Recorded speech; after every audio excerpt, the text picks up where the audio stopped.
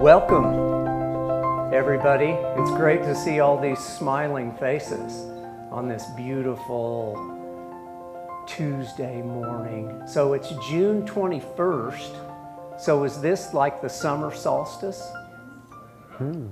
Okay, well that's why we had this meeting, I guess. So this is an energy markets update sponsored by the Four Corners Economic Development Group. And I think you're going to find it extremely interesting. The topic of our first presentation is the war in Ukraine and its impact on the United States and the San Juan Basin. It's important because even though the war is regional, its impact is worldwide, and things could escalate to a more global war if we're not careful. Our guest speaker is an MIT affiliate and a former research associate at MIT. He does energy and economic research at New Mexico Tech and for the state of New Mexico. He is a contributing international natural resource analyst for Business Week, and he was a coordinator with San Juan College of the first Mancos Shale Energy Conference. Please help me welcome Dr. Dan Fine. Thank you, Peter and Ranger, and interested to know as I travel how your How are we hearing? No, he needs a little more volume. Closer to the mic. Yeah. Little more volume? Yeah, closer to the mic.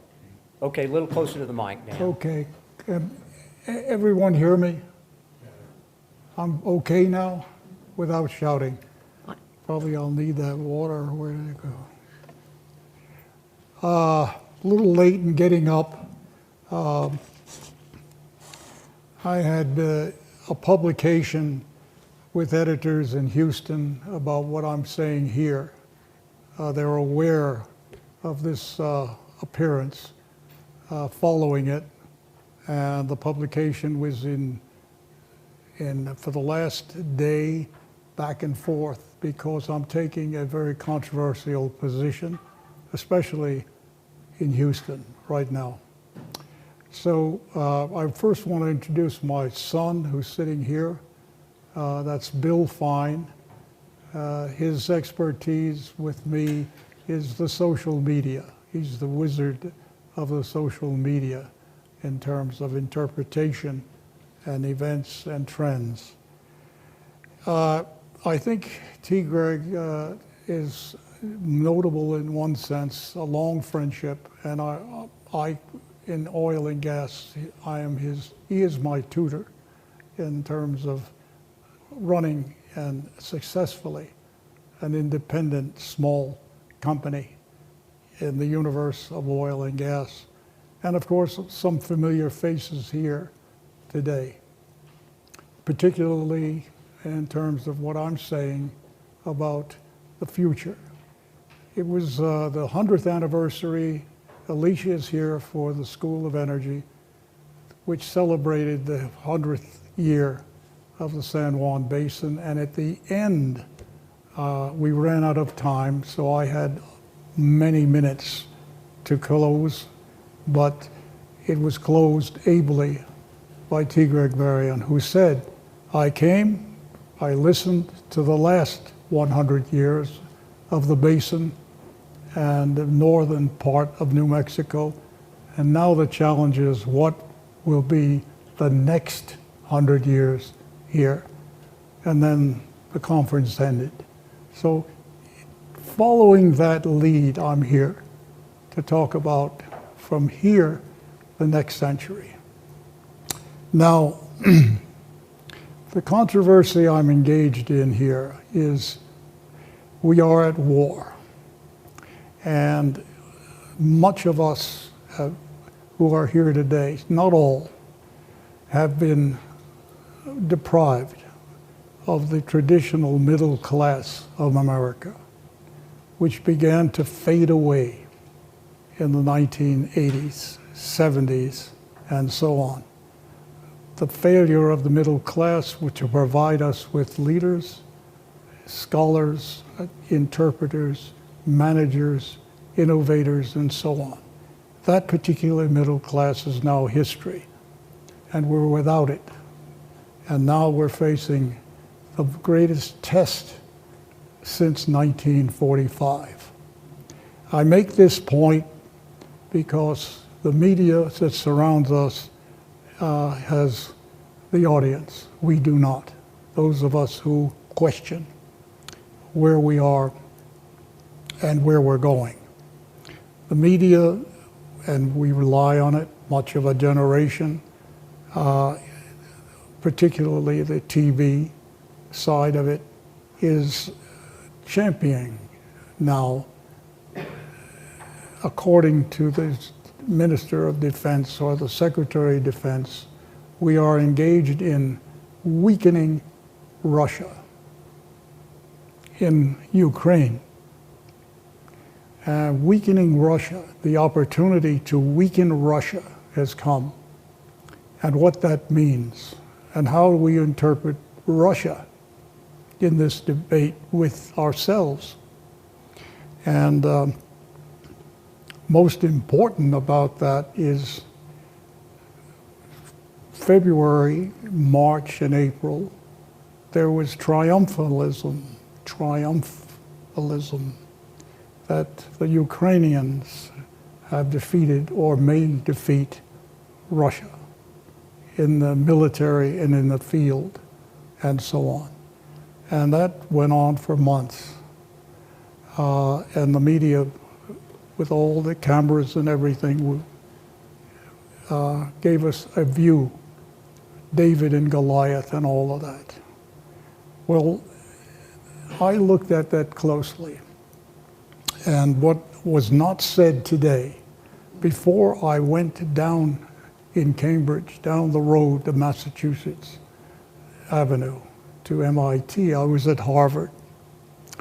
For 3 years, I was a fellow, a corporation fellow at Harvard. And I was part of the Center for International Affairs, which was the center of the Cold War. Raymond Bowie had the committee there that guided it from 45 on, which was the center of the integration of Europe. The Marshall Plan came from that place. And of course, the notables, such as Henry Kissinger. And I was part of that.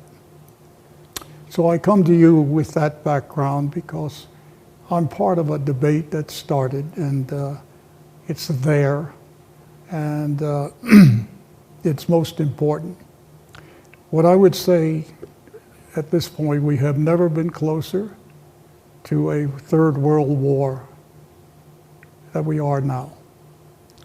And the part of the difficulty is that the current administration has a perception that our future, the future of the safety, security, and prosperity of this country depends on supporting the effort against Russia by Ukraine.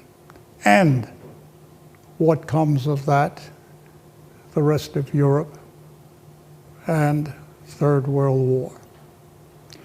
The underestimation of the Russians and the leadership has taken place, and it continues, except in the last week, Wall Street Journal and a few other places are now taking a second look at what is happening in the field and so on. Now, when I say this, there are some of us old enough to remember the echoes of the Cold War, which did not end until the end of the Soviet Union. It had different stages and different phases, and of course, the emergence of Ronald Reagan as president and Gorbachev ended it. The ending of the Soviet Union is now in the background of most every Russian. So the first point I want to make is that in spite of the administration reliance on sanctions, there's no sanctions outside Moscow. The lights are on in Moscow, where the Russians have benefited from the end of the Cold War and are basically part of the global economy. And we have punished them by sanctioning their business, their assets, their yachts, and so on around the world. The rest of Russia is as is. It's the countryside. And those Russians support the leadership of Putin and his people. They are unmoved by the better off Russians in Moscow and St. Petersburg, who have businesses and have bank problems and transfer problems. Sanctions targeted at that class. In fact, they, in effect, go on, and in their minds, mostly, there is a sense that Russia engaged and lost 14 wars in its history. 14 wars were lost, and they survived. What is in Russian civilization? Well, I'll tell you what I have. In 1990, I was in Russia in and out. I made 22 visits as the Soviet Union collapsed. I was part of a what they call the Texas honeymoon, because the Russians who saw us in 1990 as the Soviet Union was falling, they saw us coming for business, for Americans who looked for state assets that were going to go to the market with a price, and that early market capitalism may prevail at the end of the Soviet Union. This was the great honeymoon of the Bush family, Bush Juan, Scowcroft, and others that advised him. If you go back to 1990, I was in Moscow. What was I doing there? Well, I went from MIT.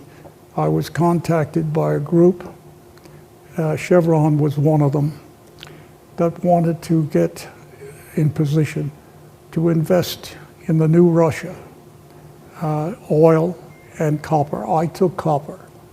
My roommate took oil at that time, and that is Dan Yergin, who was my colleague in the first book from the Harvard Business School. And the idea, of course, then, when I was in Moscow, was to secure the leases that belonged to the state. The state was being abolished. The state was the Soviet Union and the Communist Party.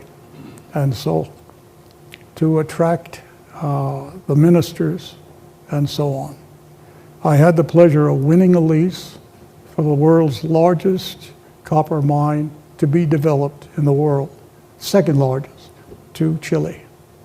And that was my year, chasing copper. And I received my company, myself and group, got the lease against Goldman Sachs, who came in second place.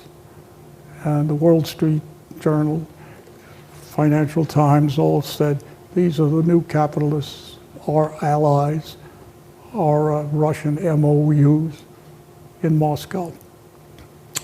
And of course, we had it until stabilization came a year later, and the quote unquote, the Russian mafia took those leases away. They had better access to the government that was going to be the Russian Republic without the Soviet Union. Now, I want to go back to that because there is a personal one here. As I went to the party at the Metropole Hotel for the end of the Soviet Union, they had cameras. CNN photographed for us with our vodka, orange, and so on, the end of the Soviet Union. We actually saw Gorbachev finished, walking away as the last premier and totalitarian so-called head of the Soviet Union. And of course, Yeltsin coming in the other door. Cheers went up. So at one point, I had been out on a Soviet plane, military. They showed us the oil fields in the Barents Sea. I couldn't believe what I saw. The waste of oil, the water, using water unwisely, production, flooding, water flooding failing, great acreage, all the way into the sea and onshore. And then mixed with that, missiles. So aboard the Red Army plane, the next seat was essentially two hats. He was young enough, he was in his mid-30s, and he said, I'm a businessman now, but I was a commander. And I was a commander of a missile battery aimed at you. Where do you live? I said, New Mexico. He says, yes, that was my mission. I was commander of the battery that would have launched an SS-20 in New Mexico and destroyed most of it. So my advice, better move one day. If, he said, if Russians stand here on the 38th floor and can look at the West as we're doing and see NATO, Russians will never see NATO in the West around Russia. He left that with me, that I'm sharing that with you today. That's what it is about in Ukraine. And the view, of course, is two sides. One is, no, it's not about NATO. It's, if you look at Fox, it's about Putin. It's who he is and what he is, what is wrong with him. And nothing else. Once you look at the short term and you remove Putin, or he goes, and so on, things will unwind and we'll be back to 2017. It's like the COVID-19. There are many, many who believe that COVID-19 has left nothing in its wake. No attitudes have changed, nothing. Basically, it's, let's look at the numbers, we're coming back, we're recovering. To what? And what kind of people will we be? So my thinking here is essentially that we got it wrong. And we're getting it wrong. And the idea, of course, is from the Biden State Department and its experts, is that Russia has made a big mistake, publicly, propaganda, to think it's NATO. Now, a little bit about Russia. Two things. They're competitive. So are we. And secondly, every schoolgirl and schoolboy knows how to play chess. And I, come out of I had MIT cards, so I was challenged at chess and I was demolished in 7 minutes by a Russian. Russians stood around and so on. Secondly, that's in the culture, and I want to just mention culture today. Secondly, who are the Russians? And the Russians, children in the Soviet Union, every day at 3 marched with the hammer and the sickle, with hats on, and that was communist youth, as late as 1990. And that was in the countryside. So the culture is important to understand Russia. And secondly, about culture would be resistance. So I made a forecast. I think I did it here and I did it in North Carolina.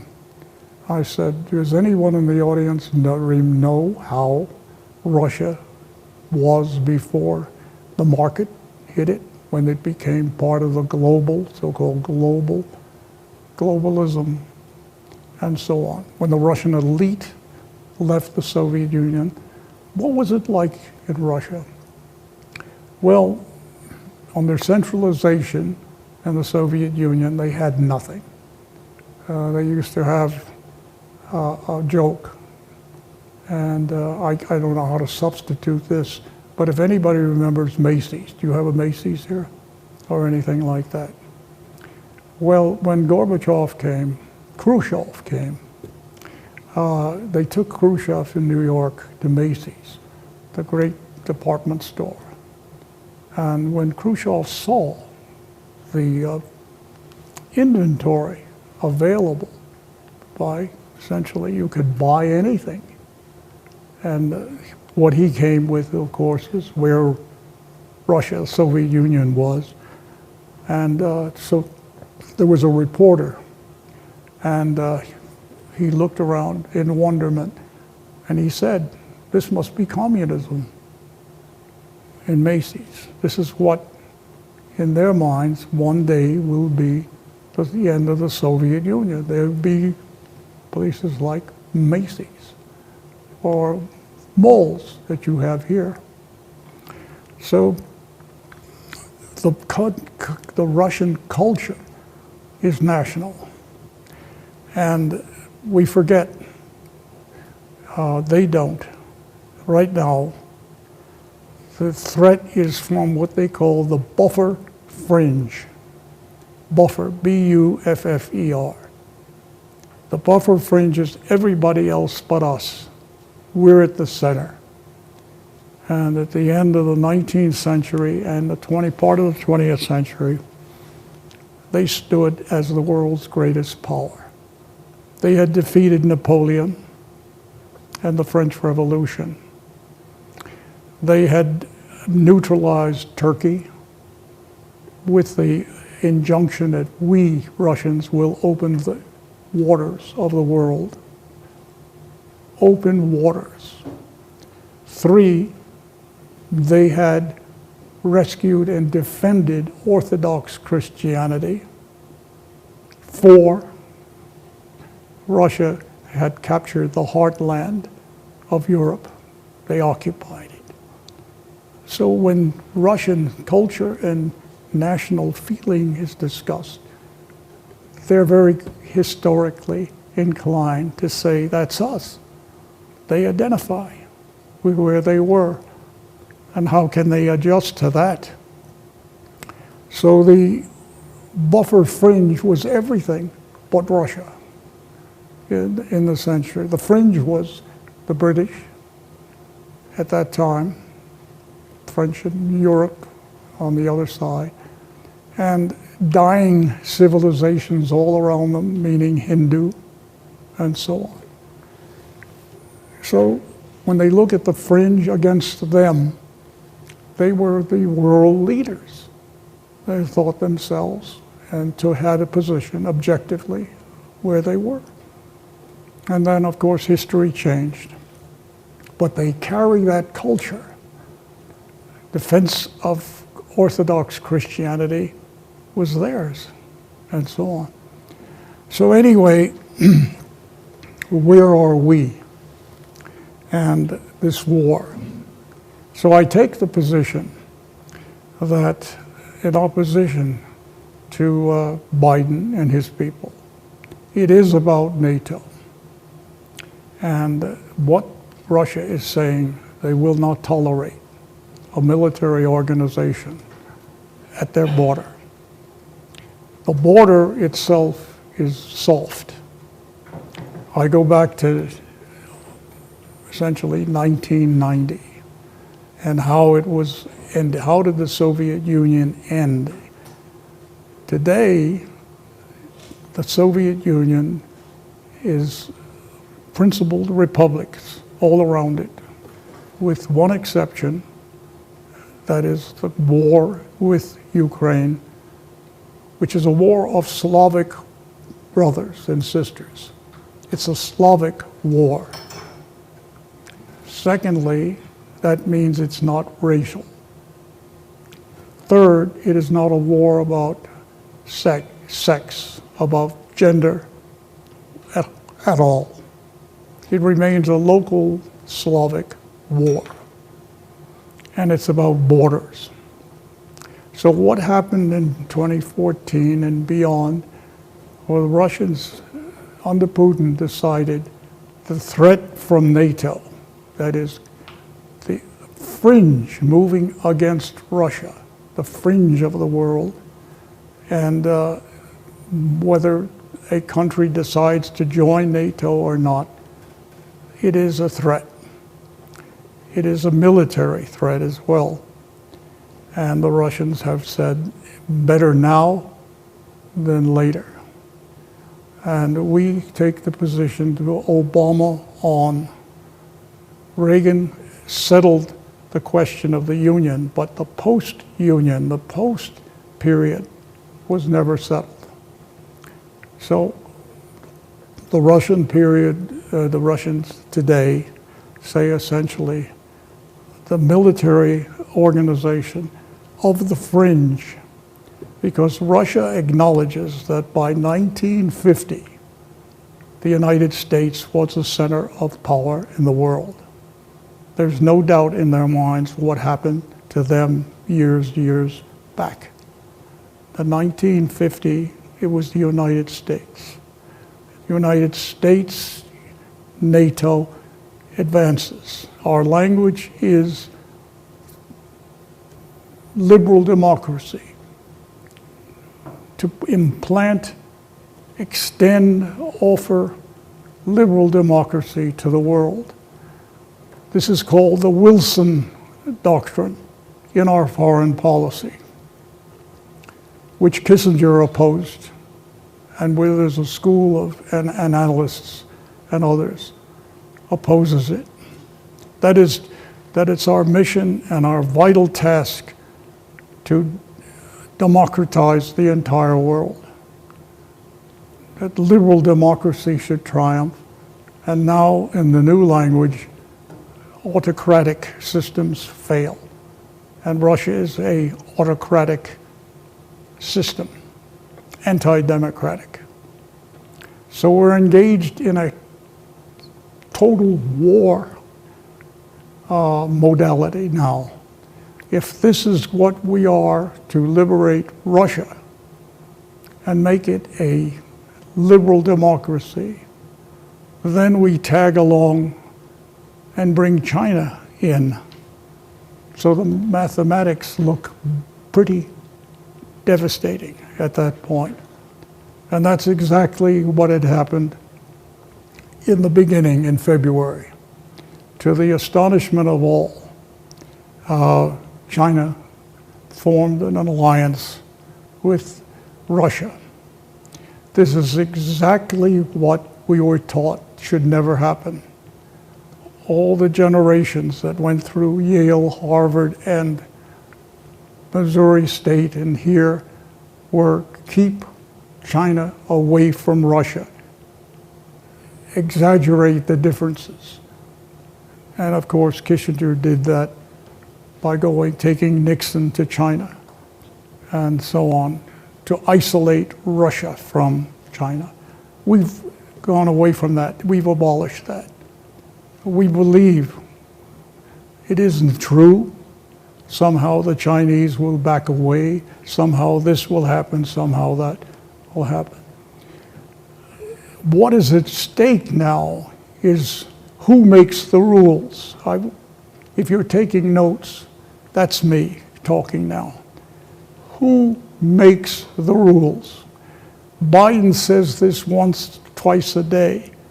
and his Secretary of State says this.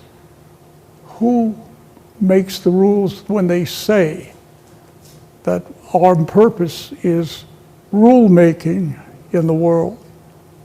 That means the international world, that we set the rules, and that's it.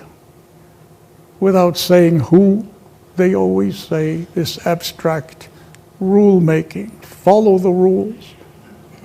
So what that means, of course, is now a war, partly a local war. How do we keep it as a local war? That's why I'm here this morning. I entered the debate with Heart Energy, which is debating whether they can publish what I'm saying to you today. That's how serious it is. If I have to be aligned with anyone, it's probably Kissinger.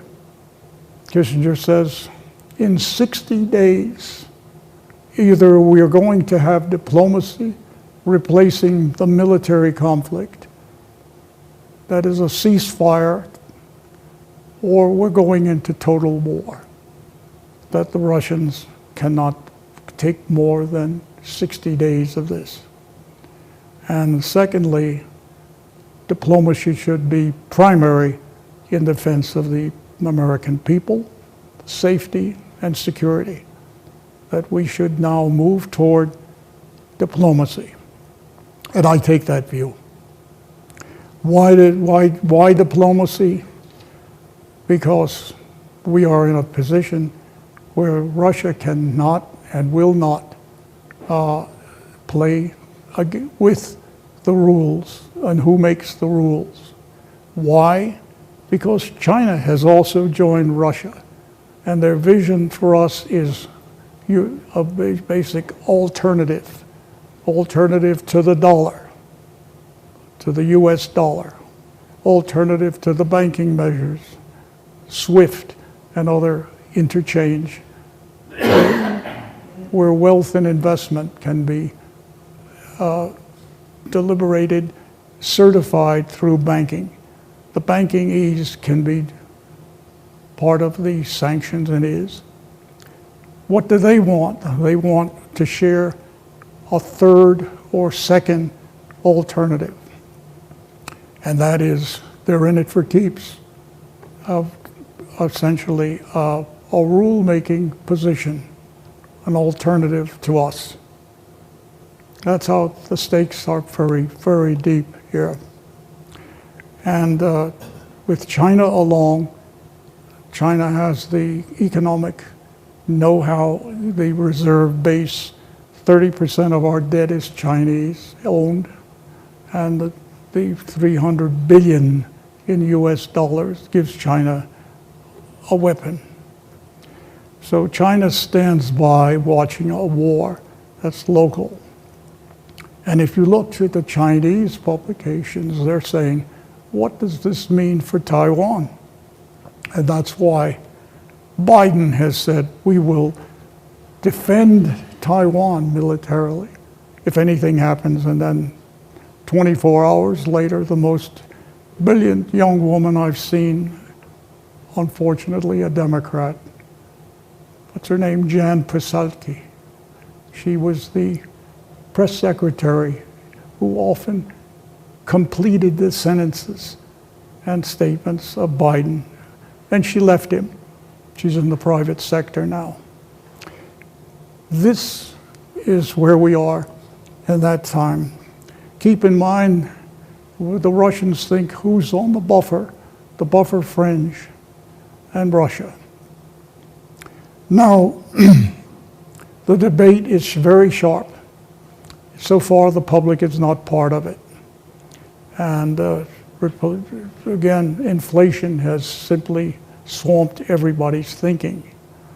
And the debate is the other day, Pompeo, Secretary of Defense and Foreign Affairs for you know who, the ex-president. He is attacking Kissinger. And he's saying essentially, Kissinger is wrong. Kissinger is saying, negotiate. He's telling the Ukrainians, you're not going to get it, what you think.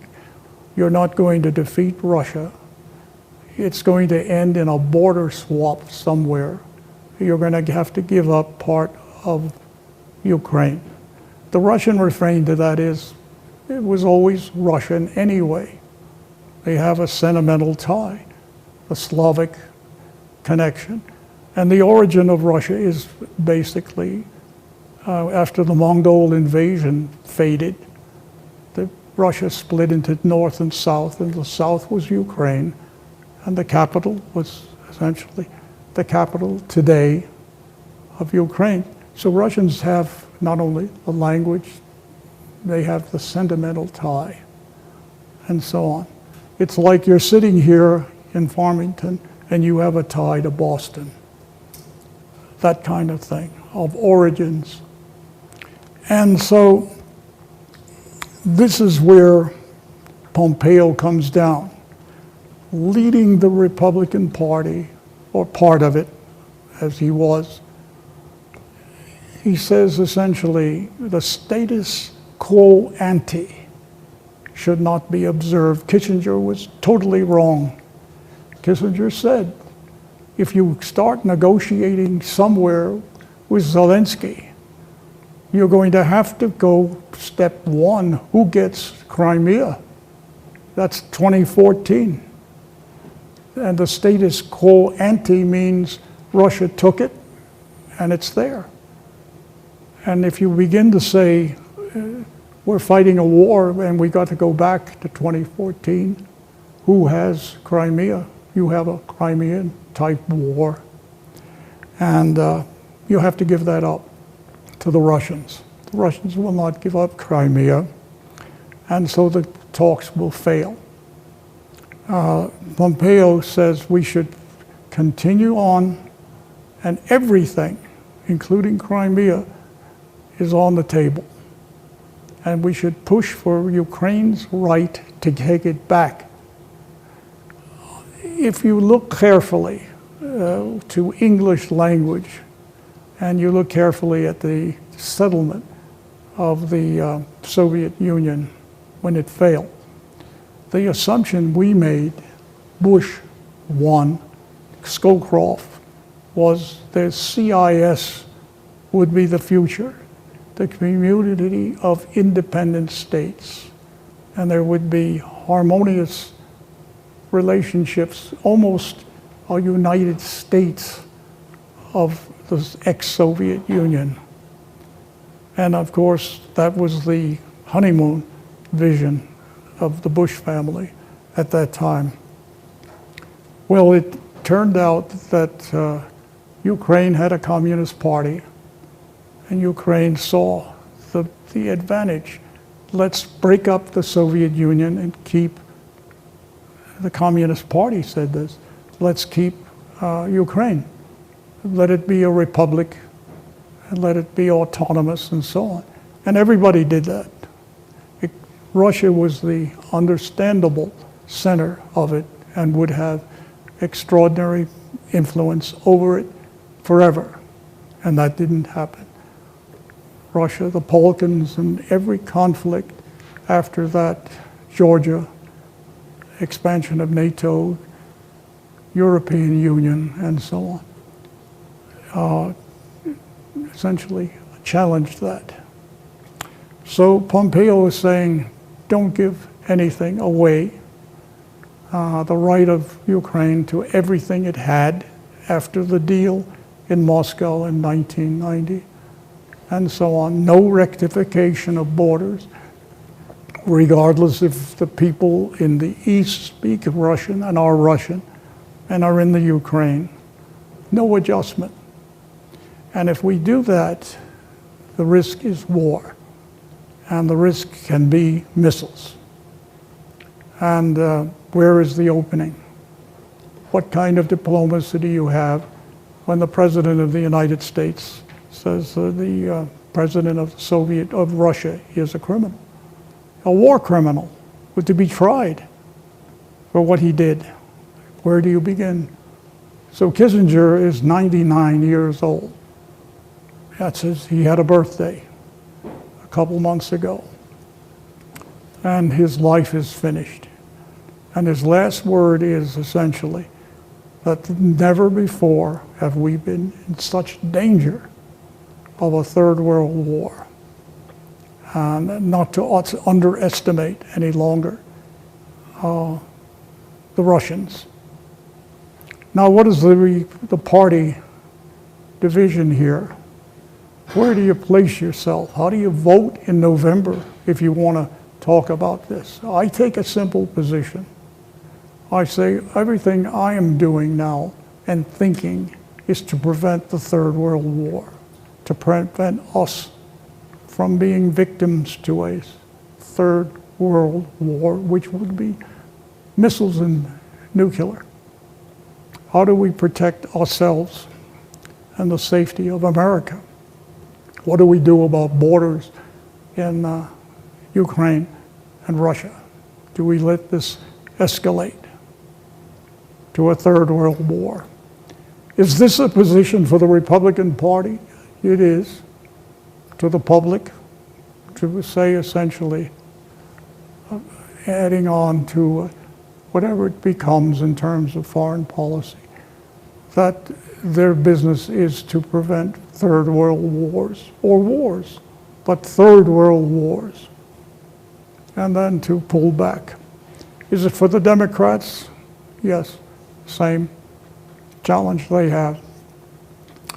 They do not have leaders that can come forward for that, but they have a progressive party within a party, and the progressives are saying essentially nothing new except basically their basic goals: executive power in the United States without Congress, and two, social justice and climate change. That's basically what they want to protect. To protect it against the threat of war is a major job. They have to unscramble all of that. So what I say about energy in the San Juan Basin is very simple. There is no choice for the progressives inside the Democratic Party now. Biden has fuel prices, scarcity, inflation, and a recession which will make 2008 look like junior high school, coming up right in a perspective. If that's the case, I say offhand without a prediction that the progressives will be 1948 when they formed their own party and ran against Harry Truman and lost. A miserable loss for them with Henry Wallace and so on. And Truman, and the Cold War began with Truman. He was underestimated, but he was an internationalist. He was not an isolationist. So, but that's for that. The Republican Party, as it stands now with Pompeo taking this view of no border, no rectification, no issue greater than winning over against Russia. We're speeding along that track. Weaken it. This is Austin, Secretary of Defense, and Biden around him. Whatever we do in that war is to weaken Russia and open Russia to us in terms of liberal democracy, whatever, something like that. So what does the Republican Party do in this sense? And where are the leaders and what are we talking about? So is there a party, is the election in November about this? No, probably not. And what about the consequences of leaving it, what Henry Kissinger said? He gives us 60 days at Davos. You all know about the Swiss 2 weeks for the movers and shakers of the global economy. They were all there. And he told them flat out, gentlemen, 99 years old, you have 60 days to adjust this. There must be diplomacy or else. And so Pompeo stands up for the other side, takes Republicans with him, and says, no way, we're going to essentially get it all back to Ukraine, and that means indirectly defeat for Russia and change inside Russia, and so on.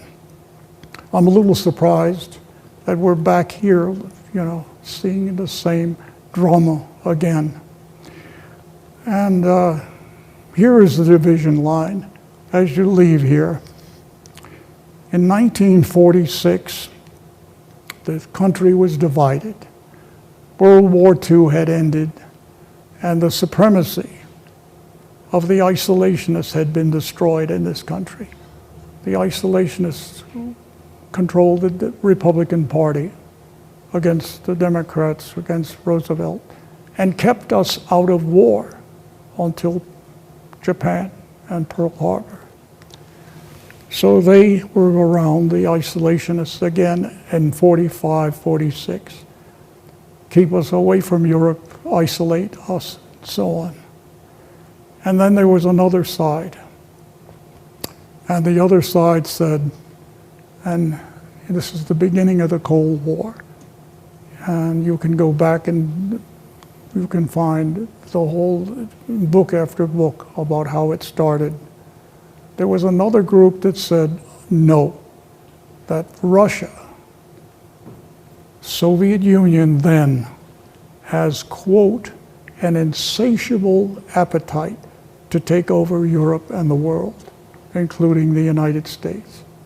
An insatiable appetite embedded in themselves and their culture and their history and their identity.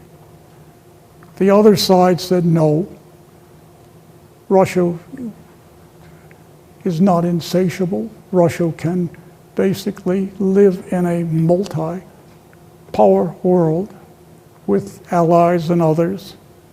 I mean, the idea, of course, is, again, the buffer fringe idea that goes through Russian thinking, that Russia doesn't want, cannot, and is not insatiable about taking Europe and everything else if Ukraine fails. If Russia wins in Ukraine, is there an automatic, insatiable appetite to go to Italy, France, Central America, Mexico? Is that the insatiable appetite? Does everything go because of Ukraine? If Russia stabilizes and gets some territory, they rectify it in terms of the mishandling of it in 1990. What happens there? Can it be done? So what happens to energy? Chris has said, this is about energy, and I made it just mostly about war and the warning of war. It's very close. And how are we going to live? How is the Four Corners going to survive this? On another lecture and on a publication with Hart, I've detailed it, what I think is coming. We're going to prepare for war.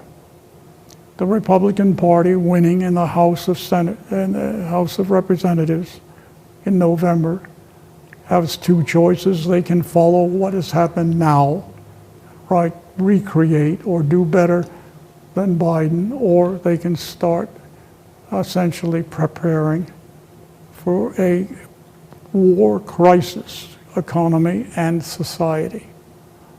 A war crisis with war apparent as a choice is something new, not since the nuclear test in the Cold War did we have this notion, popular notion, that either we do away with nuclear weapons or we exterminate ourselves. There are exterminations, people who believe we're at the end of the road. So what happens in the election and so on gives us a clue. Kissinger will not be with us.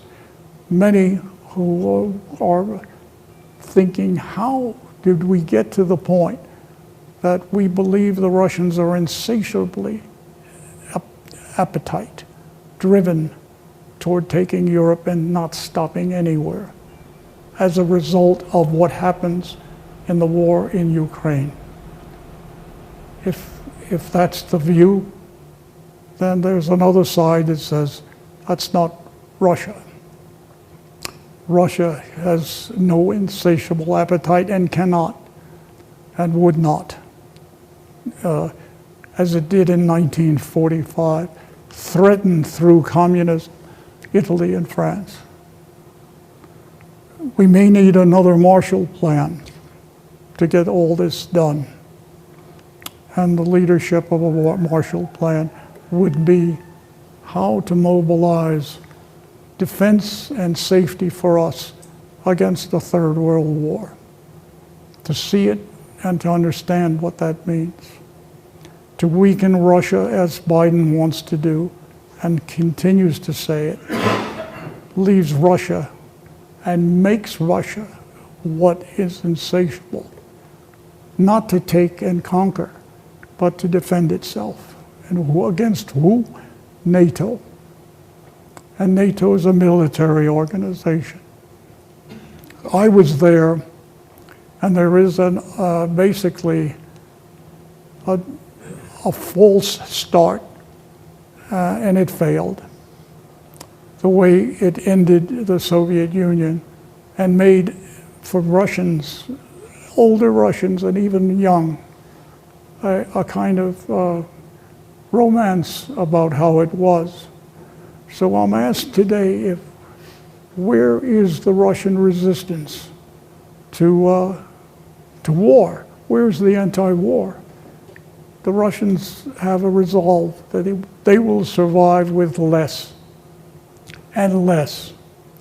And I ask a question when I debate Pompeo: do you want to drive Russia back outside the world economy to make it autarkic, self-sustaining, to make it centralized again, to destroy market potential, to take them away from it? Do you want to push Russia back to the early 1980s or beyond? You're doing it now. My conclusion about energy is simple. The energy of Russia is oil and natural gas. Oil and natural gas for Russia is the substitute for missiles. It is correct to say they weaponize it, as we weaponize banks and as we weaponize the dollar and so on. By denying it to Russia, they deny us our oil, their oil, and so on.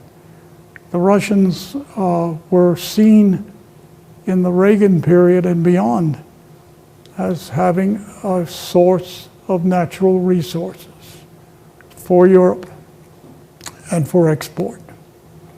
And the US companies came in. I was part of the Chevron effort. Chevron went to Kazakhstan, and I was with a Chevron group in the Barents Sea. They had to choose between ice and the Arctic and weather that looked like us, essentially dry. And they were in Kazakhstan with warm weather and picked the one they were given. They were given a choice to go in north or south. And the idea, of course, was bringing Russia in in the world system, G20, having Russian business coming out of business schools, having Russian economy, having the ruble convertible, essentially. We took great pride, and the United States led it to bring Russia in out of the cold after the Cold War. Do we want to now push Russia back to centralization? And they can do that. The Russians I knew can do it. They can essentially do without everything we have taken away from them, because the Russian countryside hasn't changed. It's the elite class in Moscow that cannot get to their yachts and have their banking frozen by sanctions, the cities. So I would say follow this closely. What will happen here will be a rollback of climate change. This will be on the agenda. And there'll be many in both parties who will say enough. Enough for what?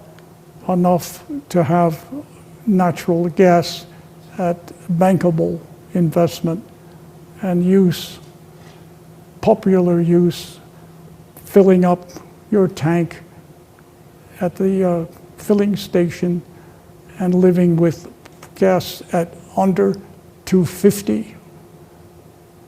250 is where it should be. Is there a shortage of gas and oil? No. But there is a chorus saying, keep this up and you'll have it. You'll have shortages. And how do you get investment going? It will have to be a recognition. And Europe is telling us now, Russia has cut energy. We can't touch Russian natural gas. What have we done? What is Europe to do? I'm here to say this morning, good news for us here in the San Juan Basin in Colorado. What I see coming now is natural gas and a sweeping change in natural gas. There will be a debate at the closing of the diplomacy of whether to continue to supply Europe with the natural gas from the San Juan Basin. What will take us, the basin, back to the way it was 25 years ago in the Cold War, to be a major producer again? It will take war conditions and the course we're going with Russia. We are going to supply Europe from the San Juan Basin. We are going to be patriots of the first order. If you work here, you're part of saving Europe as the Marshall Plan saved Europe from communism. That is the defense of natural gas from us and making it available. The LNGs that could follow will protect us from Third World War outcome. More gas, less war for Europe. The Russians have to turn back. If natural gas comes from Texas and New Mexico, from here, and satisfies Europe. The negotiations are taking place. The numbers are very significant. Going into February, 55% dependency of Germany on Russia for gas. Germany had ended nuclear power under the previous administration. Now the Germans are back with the highest gas price ever, threatening themselves in winter and in their industry. And what they face now is the rehabilitation of gas through us. we can protect and defend the security and safety of ourselves here and walk around protecting Europe from the possibility of the Third World War with New Mexico San Juan gas. As that gas flows to Germany and denies Russia the use of its weaponization against Germany and the denial of their gas, and then, of course, the exile of that gas, the threat of Third World War dissolves. So my thought is, for energy, it's more than energy now. It's remembering where all this gas is coming from here and down in the south of New Mexico. 2 states, 11 counties can save the world. That county can be one here from the Third World War. Gas can make the difference at this point. Without the gas, and by the way, who is against this? You're asking, who is against this? There will be, again, a cry coming out saying essentially, oh, it's our gas. Why should we send our gas and sell it to the Germans? Why should we extend gas, which is fossil energy, and make it worldwide? Why do we allow all our gas to go, too much of our gas, to go to the Germans and the Europeans? The same crowd will say, climate change. Now, is it possible that there is something out there that can prevent natural gas from the Germans and so on? The one possibility is hydrogen. And hydrogen is currently seen as an alternative. What kind of hydrogen? How does not fossil fuels get into hydrogen? But I would just answer this point. There is no bankable hydrogen project now in Europe. The Europeans are looking elsewhere. They're not looking at a new fuel, a substitute fuel. They have had this for 20, 30 years, the option of hydrogen or another fuel. They're back to gas, and they need it. And they're going to get it from New Mexico and Texas. So my thinking is better times for this. And for if you work in the fields, and I was in Cuba this morning, and I had breakfast, and I saw workers back in with their rigs, potentially. I saw that coming. What is it you can be saying you've done here, sitting on all that gas? You've saved us, America, the Third World War.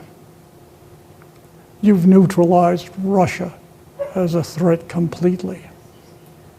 Texas and New Mexico are the safety and the defense of a non-war resolution to Ukraine.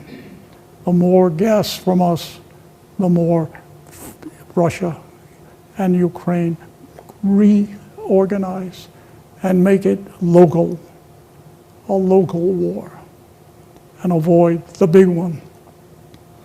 So I will end here saying you're part of the debate. Is Kissinger right? And I'll just ask you to read anything by Taft. Taft was the Republican choice to replace Roosevelt, without a doubt, and he was the most conservative of all Republicans. And Taft, in his book on foreign policy, 1951, said, watch out. I am your leader, and I'm conservative, but watch out for the change in the other side, in the world communism and the world of totalitarianism. Watch for a signal that they're ready to talk to us. Do not cancel a peacetime alternative with them. Do not rush into war. And he was running against Roosevelt, and he was the paragon leader of the Conservative Party. So reread what he said about the caution. I think I've said it all. All right. Thank you, Dr. Fine.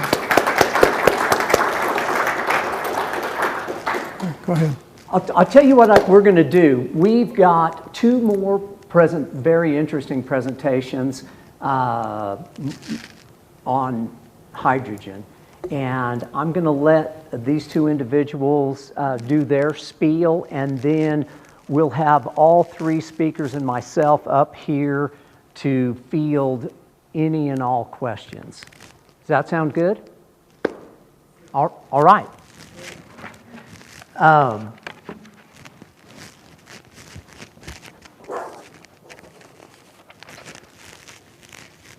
So our next topic is on hydrogen manufacturing here in Farmington.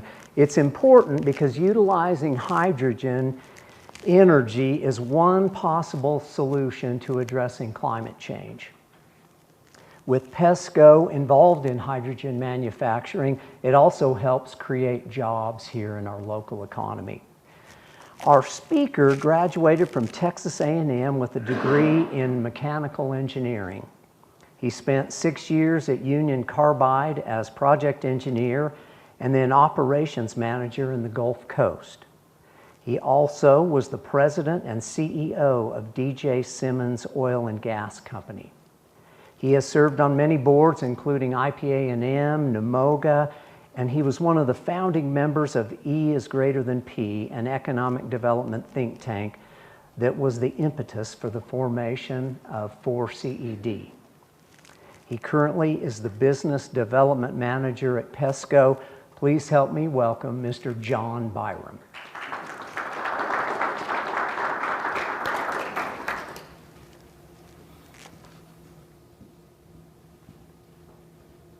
Hey, thank you, TJ.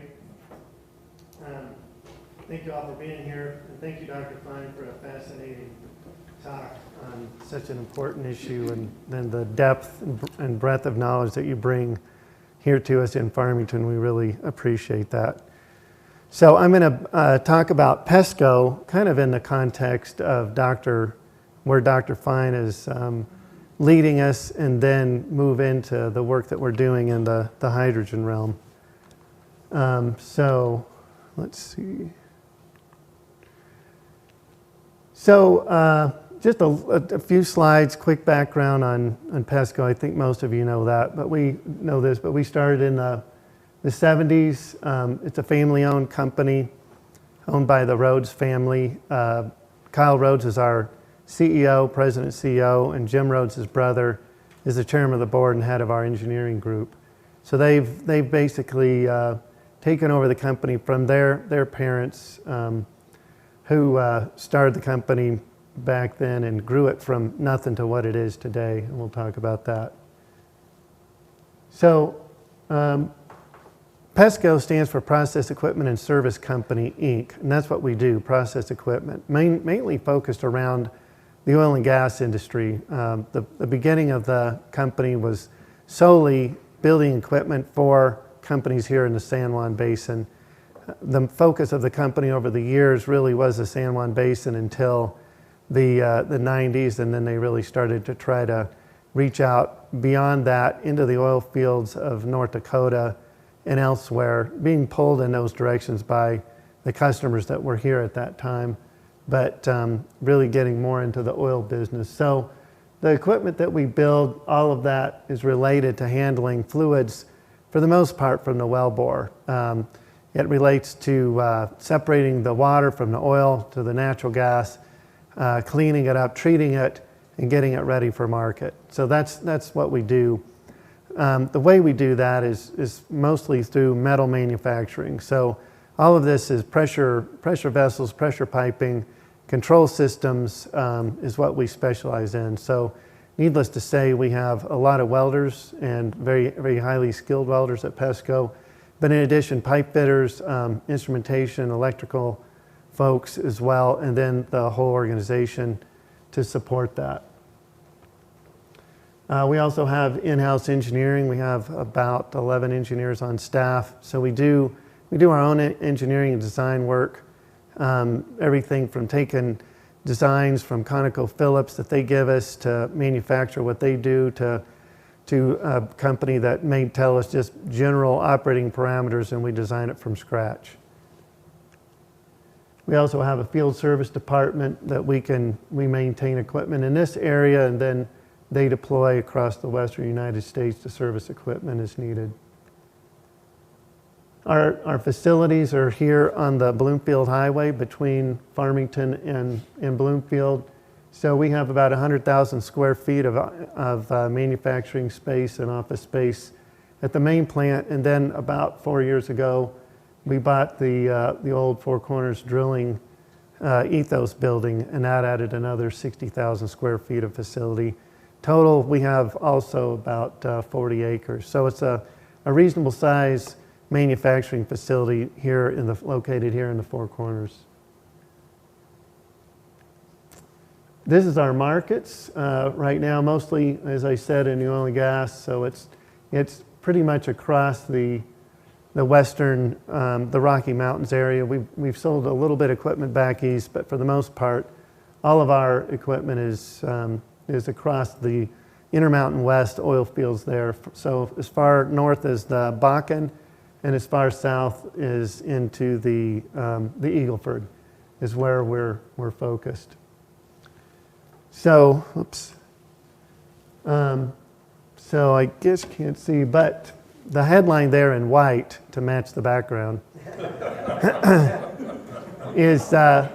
says business is booming, and it definitely is, and nothing like $110 oil and whatever natural gas is going for, $8 or $9. Anybody have the natural gas price today?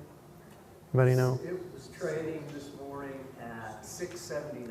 Okay, so that's NYMEX price then? Yeah. Okay, so it's dropped a little bit, but very strong prices. So needless to say, our demand has shot through the roof. And it relates, of course, to the returning economy, but also certainly being affected by the war in Ukraine that Dr. Fine referred to.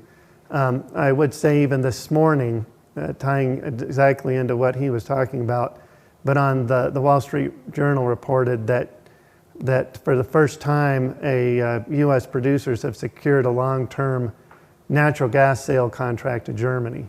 So that's historic. It's been very hard to penetrate the European market from U.S. natural gas. There was a lot of looking back more to the east, the Far East, for exporting U.S. gas, maybe to Japan and Asia.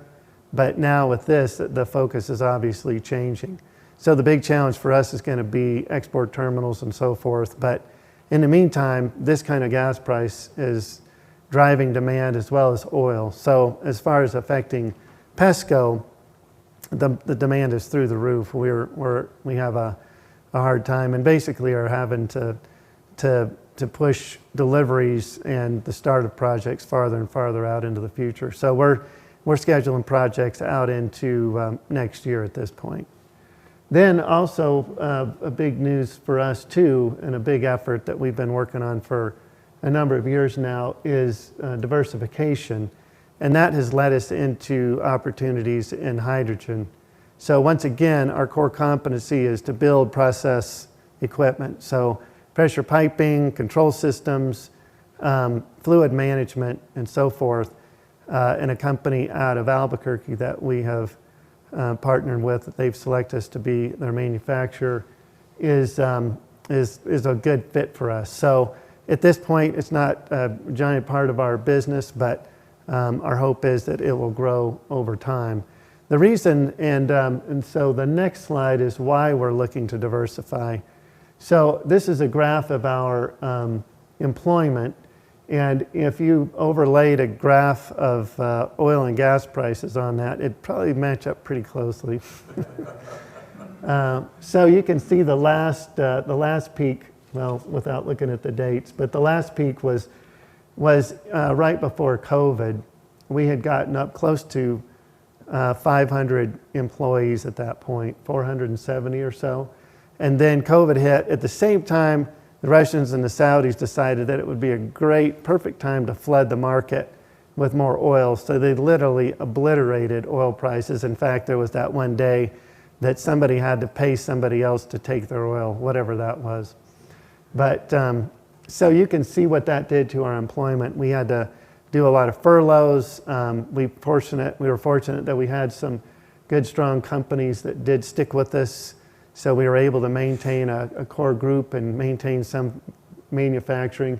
But then you can see the pretty dramatic rise happening in about a year where we started bringing people back at a pretty fast rate. And that is a very difficult thing. It's a struggle to go through. Of course, if you're one of those people being furloughed or laid off, at this time, because of COVID, a lot of people did, receive funding from the government to make through. But so it's not easy on the employees that have to leave and then come back, but it's also difficult as an organization to try to bring that many people back on, reintegrate them, and then now we're into a point where we're at about 430 employees, and the training department is taxed, and we're through the pool of bringing people back. Now we're over the last probably 4 or 5 months, we've been more into the mode of recruiting new folks, which has been a real challenge to bring in new people and integrate them and get them trained and to get the efficiency up to where we need to be. So our challenges, there's two things, and it is at this point is supply chain challenges and labor.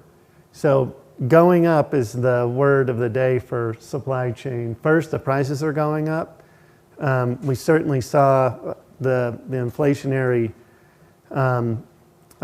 pressures before the Ukraine war, just with the economy returning and factories trying to spool back up, and that's mostly our suppliers. So while we do the metal welding and fabrication, we have to import all of the steel that we use, and then we import all of the components. So those are valves, instruments, liquid level controllers, and then the electronics to integrate and control all of that. So all of that, none of that, we don't make any of that. So that's all imported. And then the other thing that's going up is lead times.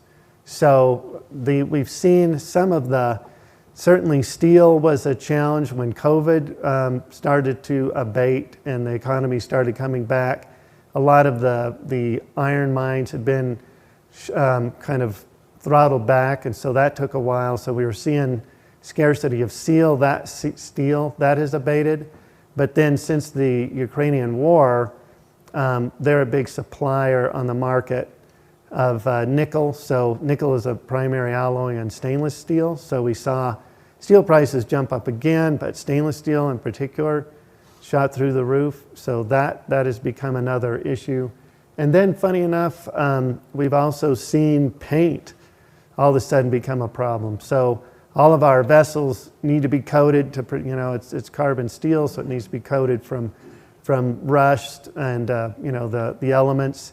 So all of our customers have stringent specifications on the kind of coating that's required, and we're all of a sudden having a hard time sourcing paint. So that's creating other challenges for us.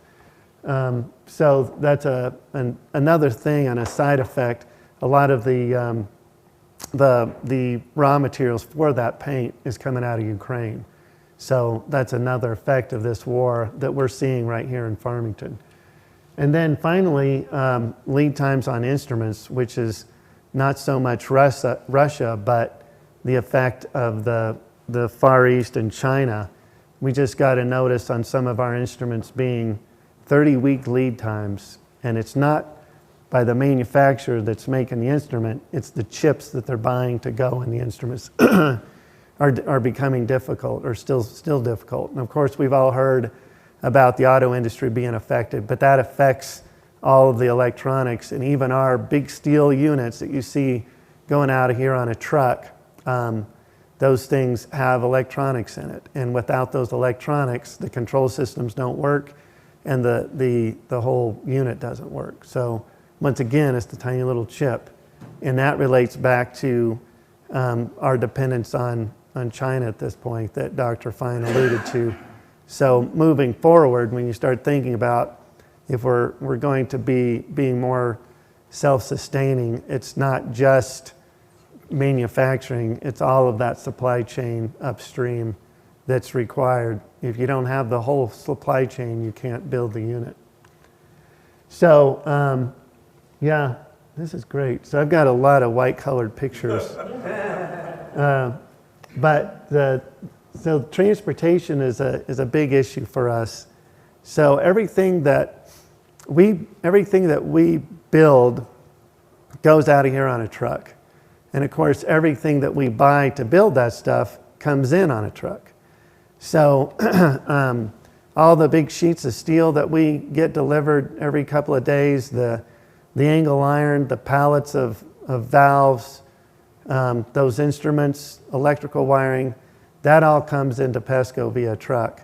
And then of course, our equipment that we build all has to go out on truck. And in fact, that actually constrains us from a certain point that we tend to, well, we build modular process equipment. We don't build big stuff that you could put on a ship. This is stuff that goes on a truck, which can be pretty big. We've actually shipped things that are close to over 20 feet wide and close to 100 feet long, but that's a difficult deal. But typically, everything that we build can go on a flatbed truck and be hauled out of here.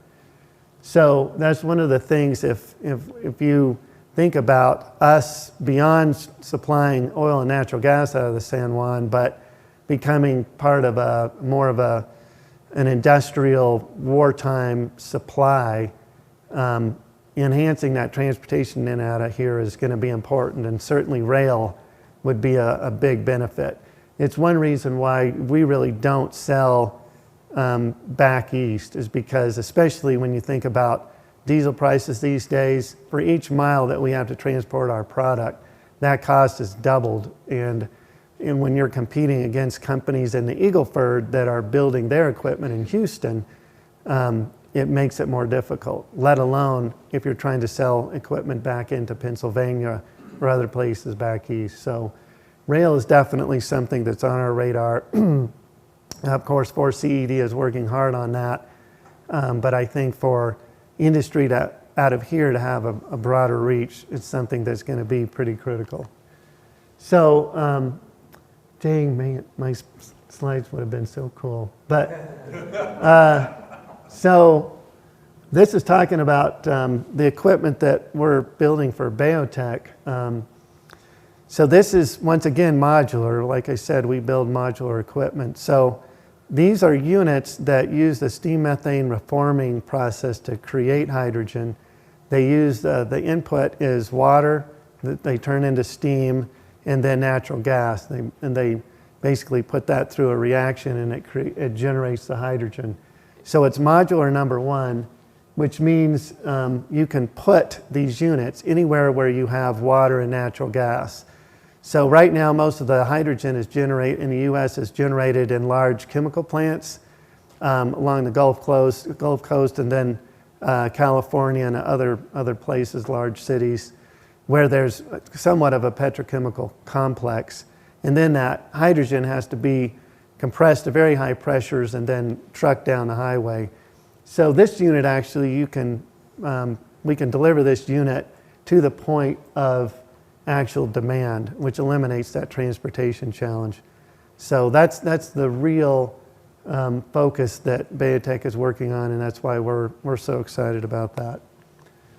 And another thing, just to talk about one of the applications of hydrogen and the use of it, is really relates to transportation. I think you hear about batteries, and Dr. Fine was alluding earlier to the once again, supply chain issues. Well, when you think about supply chain issues, they definitely affect battery manufacturing. So one of the breakthroughs that's really affecting the use of hydrogen is hydrogen fuel cells. So hydrogen fuel cells generate electricity by an electrochemical reaction of hydrogen and oxygen that generates electricity on the spot. So one of the challenges with battery transportation is that it's working for cars, but if you're talking about payload or if you're talking about air travel, batteries at this point are not the solution. But there's a lot of work going that shows the promise of fuel cells and powering transportation vehicles with hydrogen. So this is a fuel cell example of a fuel cell vehicle.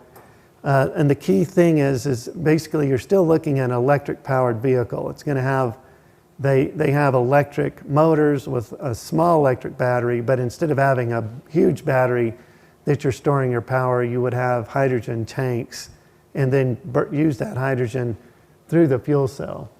So it's a more direct use of that.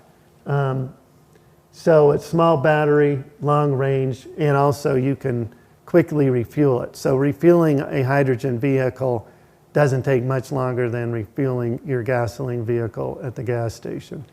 So obviously a big part of this will be infrastructure, but it can be another place where the Bayotech units can be placed where we can generate hydrogen and set up fueling stations, for example.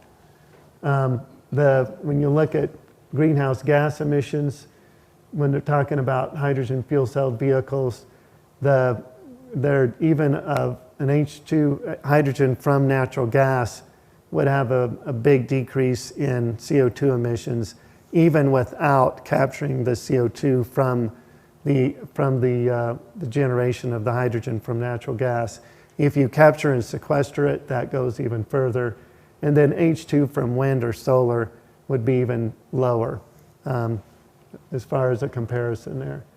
So these are real. Toyota builds a hydrogen fuel cell vehicle, the one on the left, and then they're working with Kenworth to build hydrogen fuel cell over-the-road vehicles. So those are actually going into California. They're doing a fleet of these to basically do a pilot test on these. So it's something that's real. It's happening. The other advantage of the fuel cell is it's 2 to 3 times more efficient than an internal combustion engine diesel. So that's a big breakthrough from the standpoint of why CO2 emissions drop so much, is just because it's so much more efficient, the energy use there. So that's another big factor. And Cummins is building even reciprocating engines that run off of hydrogen or natural gas, so kind of a dual fuel option. So I guess that's kind of the transition into the hydrogen and why we're so interested in it as an opportunity going forward. So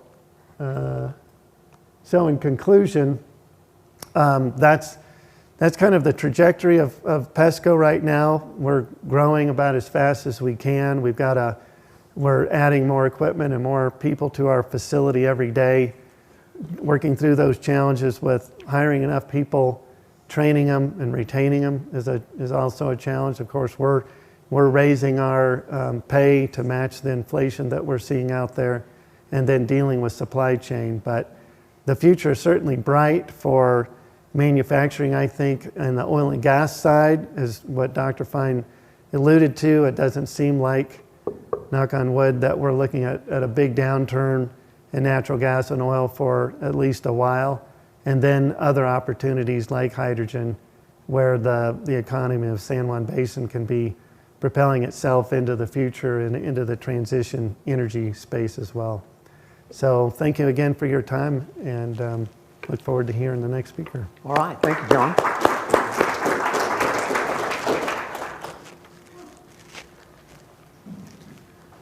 Okay, our next topic is a hydrogen update. There are a number of issues going on at the federal, state, and local level, and it's important we stay abreast of these developments.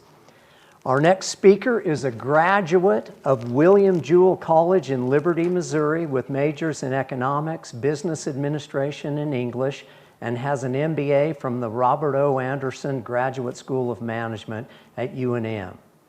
He is co-chair of 4CED's Energy and Petrochem Committee, serves as a data and marketing consultant to 4CED, served 6 years as a member of the City of Farmington Public Utility Commission, and is involved in a couple of energy-related startup projects. He is also general business management consultant and owner of Cornerstone Business Solutions. Please help me welcome Mr. Chris Hunter.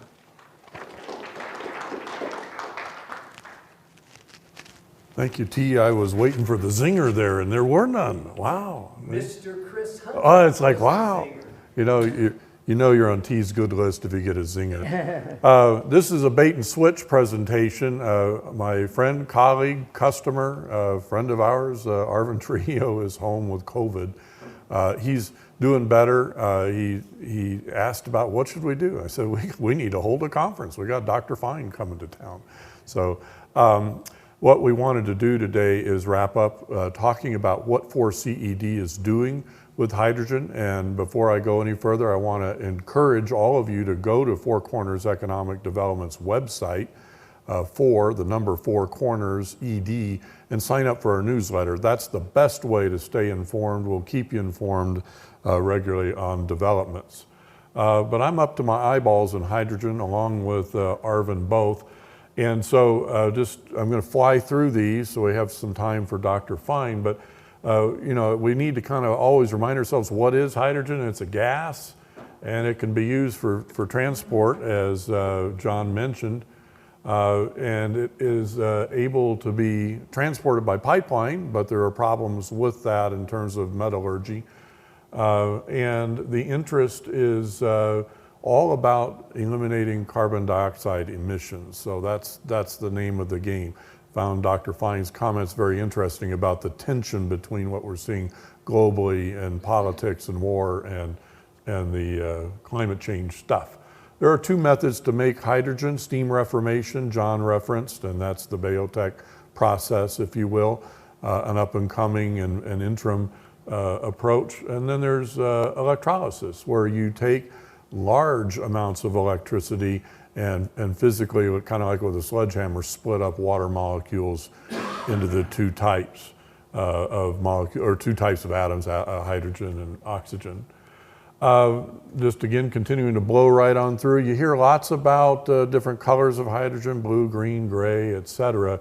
The key is what is the input source to make stuff work. So I'm not going to read all the bullet points on there for you, but you can kind of read as I click up there.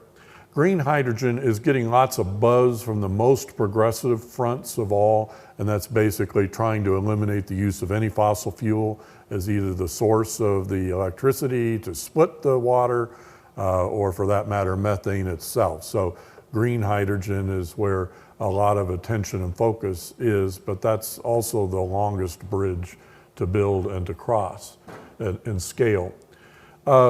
So I don't know if you saw the Albuquerque Journal article on Saturday regards the Legislative Finance Committee hearings in Gallup.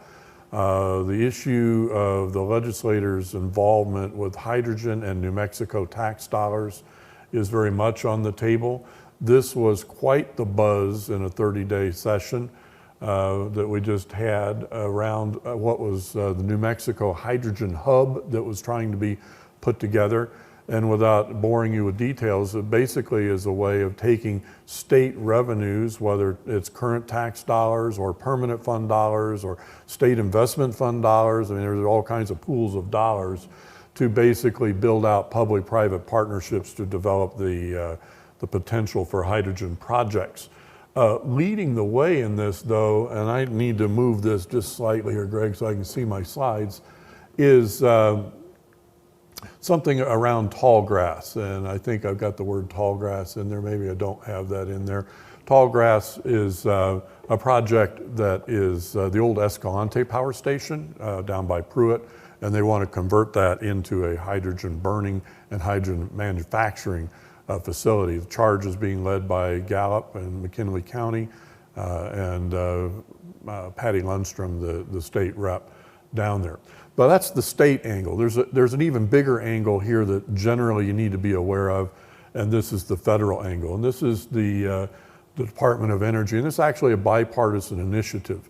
It's easy for us in conservative country to talk bad about government, but when we look at history, and I appreciate Dr. Fine encouraging us to review history because past is prologue, so says the National Archives in DC. The government plays a key role in fundamental research. And so there's so many things that we have today that are a credit to government investment in research on things that don't on the surface make sense as quick payoffs for capitalists. And hydrogen is in that camp, at least in my opinion. And that's why the U.S. Department of Energy is indeed being tasked by the U.S. Senate Committee on Energy and Natural Resources to build out and develop some hydrogen hub pilot activities. And in the legislation, they're calling for 4 hydrogen hubs at a minimum. There's anywhere from $8 to $9 billion being in play for projects, and these are projects that on the surface, on their merits, do not cash flow. They are not bankable. I've heard that word today. They're nothing that you'd run out and invest your stock in or your money in a stock fund or something like that for, but they are indeed pilot projects. The 4-state initiative, which I'll talk about in just a second, is what New Mexico is involved in, and it's interesting that on this Natural Resources Committee are senators from all 4 states, and there's some Republicans and some Democrats. So this is truly a bipartisan initiative to have these both parties and these 4 states involved. This slide here, which is literally a cell phone shot from last October's oil and gas conference, which was very well done, and thank you to San Juan College and sponsors for putting that on. I took with my phone because it, in summary, does the best job I can see of defining in a simple way how the DOE will make a decision about where the billions of dollars go. In order to be qualified as a project, you have to take into account the supply that you're using to make the hydrogen and the markets that you're using to make the hydrogen. So here in New Mexico, we have an opportunity to use both renewable energy and fossil fuels to make hydrogen. Remember, electrolysis uses electricity, so you can use solar panels or wind, as John mentioned a minute ago. And then on the market, transportation or power generation. Power generation, I think, is particularly attractive here because of the gaps that we're going to see in our grid requirements, with San Juan Generating Station already down 2 stacks. Summertime coming up, P&M scrambling for load, et cetera. That's not going to be a short-term situation. We're looking at 3 to 5 or 8 years of lead times and capital investments by whoever to fill in the fossil fuel gaps that are being caused as a result of coal-fired closure. And then I'll compound that with the fact that the Western Area Power Authority, as you well know, is a supplier to, for example, Farmington Electric. Glen Canyon Dam is within 60 days of not producing electricity, as is Hoover Dam on Lake Mead because of drought. So we're going to be really looking for the need for thermal energy. And I really want you to understand the word thermal energy, because that means you can turn it on and turn it off, and it works at night. The 4 states have gotten together. There's a memorandum of understanding. I would encourage you to go to the Four Corners Economic Development website, the Energy Petrochemical page, and you'll actually see that 4-state memorandum. Read it. It's about 4 pages long, but it outlines in broad principles how the states, which are very different from each other, one could say that New Mexico is quite different from Wyoming, for example. How are they going to cooperate together in pitching the US DOE as a consortium for hydrogen projects? Well, this is where FORSED can come in and is coming into play, because there's another angle that we got to keep in mind with the progressive controlling element in DC, and that is the fact that a major decision-making component by the DOE has been come down and communicated about EEEJ. I always have to remember there's 3 E's there. Equity, environmental, and energy justice. And what does that mean? Well, it's very hard to kind of figure out the definition, but you start reading through it, and basically what it means is for San Juan County, which is good, is that any way we can involve our Navajo neighbors and citizens, the better, or the Jicarillas, or the Utes, or whoever. And the nice thing is we've got at Forced good relationships with those folks, and with sovereignly owned enterprises. So that could be Navajo Nation Oil and Gas, or NAPI, or other folks like that. So very mindful of that, and Arvin, to his credit, has been very vocal and good at building those bridges and communicating what Forced and really San Juan County, because Forced represents all of us here and our interests in economic development, the city of Farmington and everyone else, what we can bring to that table around that particular measure that differentiates us maybe from some other places that don't have neighbors as we do. And so as a result of being aware of this and building a bridge with New Mexico State, it's important to recognize that New Mexico State is the one that the governor has tasked to kind of coordinate, quarterback, et cetera, the evaluations of all kinds of hydrogen projects that can be advanced by the state of New Mexico into the 4-state consortium process. Chancellor Arvizo ran the National Energy Renewables Lab. He's got a guy that Arvin and I work with quite closely on a regular basis who doesn't know a whole lot about energy. He's learned a ton about energy, but he sure understands politics and relationships and how to think about EEEJ. And Forced, as a result, has a project that is under development and going to be considered by this. Unfortunately, I can't talk about the project, so don't ask me about the project, but it's exciting, and I think as these projects go, has a really good shot, and it does use a biotech machine. The governor of New Mexico appointed the 3 cabinet secretaries to be the representatives to the 4-state initiative. So you've got the Energy, Environment, and Economic Development secretaries there. Again, I'd urge you to read the Albuquerque Journal article that was Saturday to get the backdrop on what they say about this as they were testifying in the Legislative Finance Committee in Gallup. And as I mentioned, we're working with NMSU and a consortium to advance a project. Now, what's the role of Forced? We don't make dollar investments. I do really straightforward things like design a strategic matrix to say, what must you have? What would you like to have? What would be a deal killer for you? And getting parties to actually put things down on paper and getting granular in that way.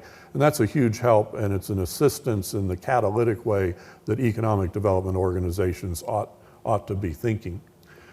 And I'll wrap up with this slide here. And you saw this at the hydrogen presentations, and thank you for coming to that. We had 2 very well attended hydrogen breakfasts. Those are available also in video. Thank you to Greg for recording those, as this will be also. We'll break this up into chapters so you can get right to the right spot. But in thinking about what do we have to offer, we've heard some of this touched on before, but we need to remember as a community what San Juan County has in the way of this transitional energy strategy. Number 1 is we have a community that actually embraces all of the above. Now, we can have division and talk about green, not green, whatever, but Forced and the municipalities that we represent and many of the companies that are members are in favor of all of the above, and that's a good thing. Secondly, we have a lot of natural gas, and I always love T. Greg's talk. We've run a trillion cubic feet, and we got another trillion to go, or something like that, right? Or something in that magnitude. We've produced a little over 50 trillion cubic feet trillion. of natural gas from the conventional formations to date, and we've got at least 50 TCF more to produce from the gas portion of the Mancos Shale. So we're a gassy county. We're natural gas rich. Natural gas rich. So and recognize that's an asset, as you heard Dr. Fine referred to. We have pipelines and power lines. So a lot of what we're talking about here is value adding to a commodity. So it's not just the gas, it's what comes as you add value to that.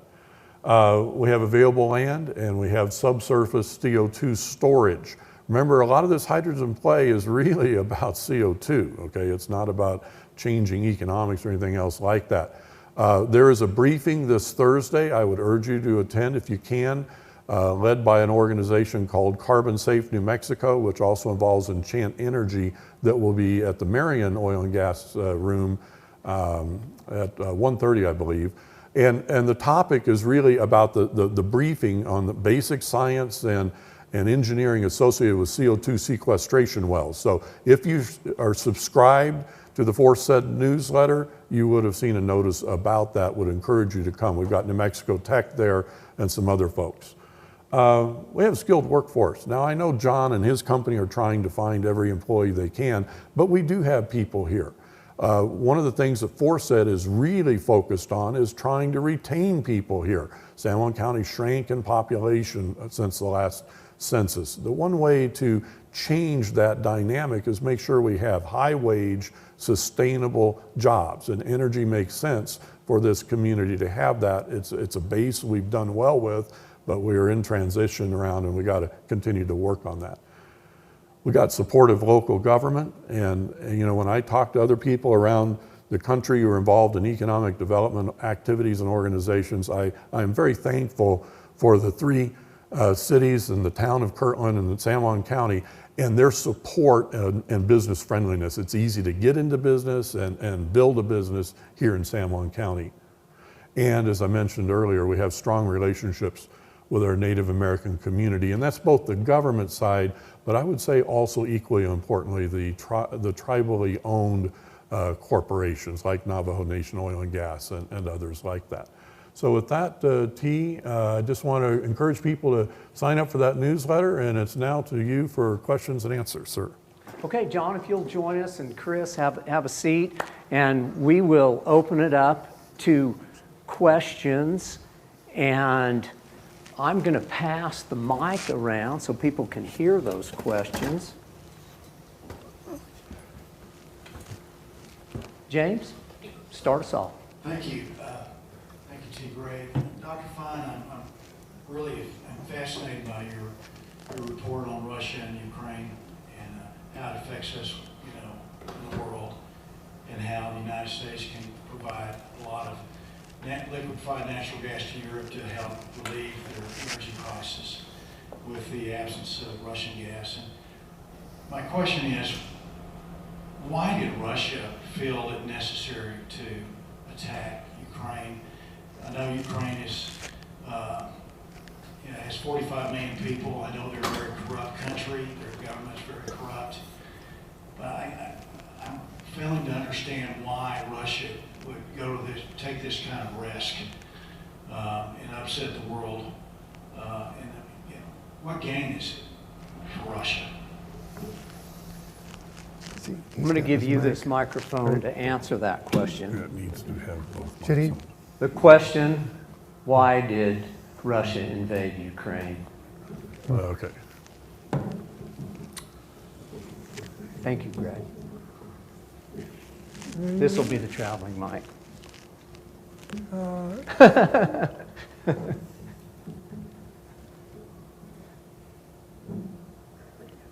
The origin of the attack is Georgia, is what has happened in Georgia.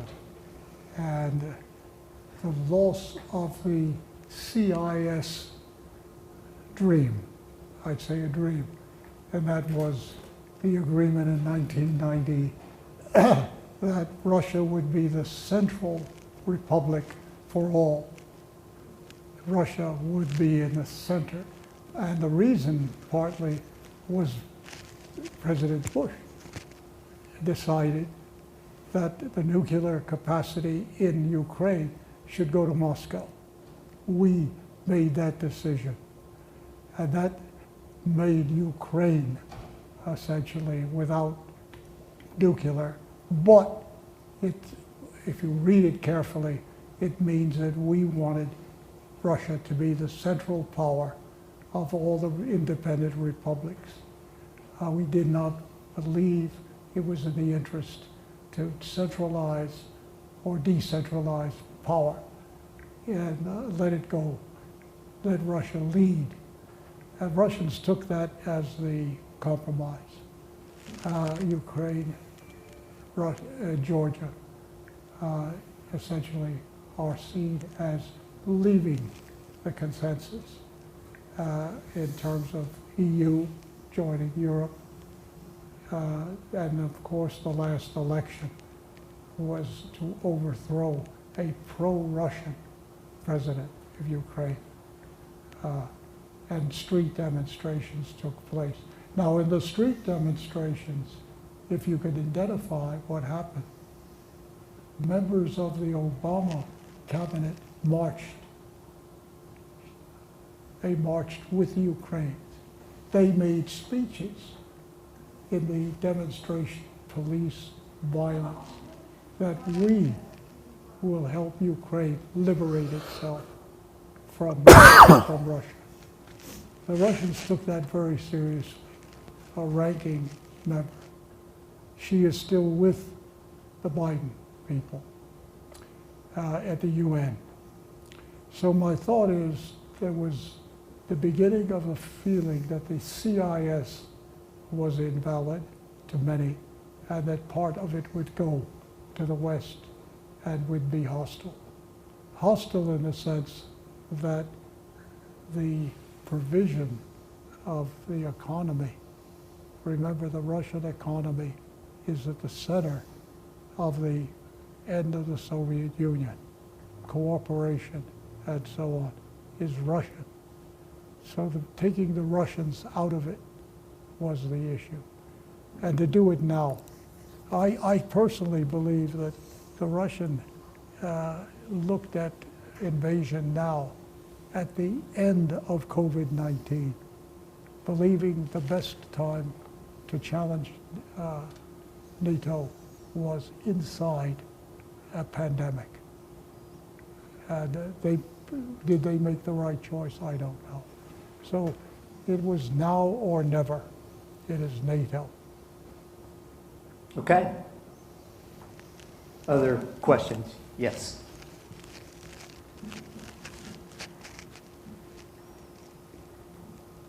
And this question could be answered by anyone on the panel, but Dr. Byron talked about he sees a greater exportation of natural gas from San Juan County. What obstacles, if any, are there that we have to overcome? For example, infrastructure and things like that to make that a reality. Shall I get into that?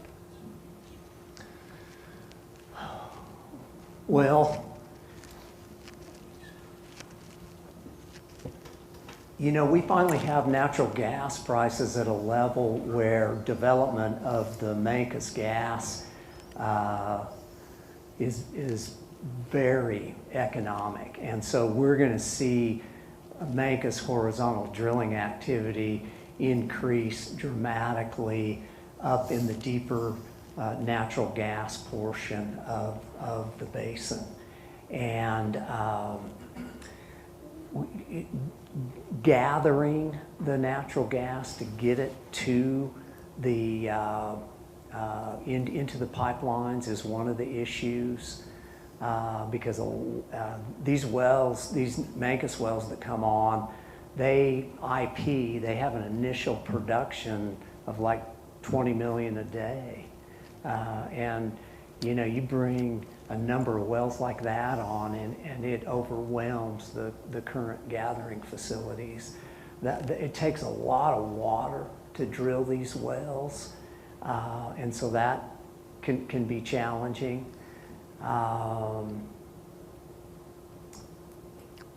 So those are the first two. James, can you think of anything else? Well, we have, inflation is affected us all. So we have the price of steel. I think PESCO mentioned that. Good. Steel prices are up. Our costs are up 40%. Frac sand short, steel short, and then we heard recently that cement's short. I mean, yeah.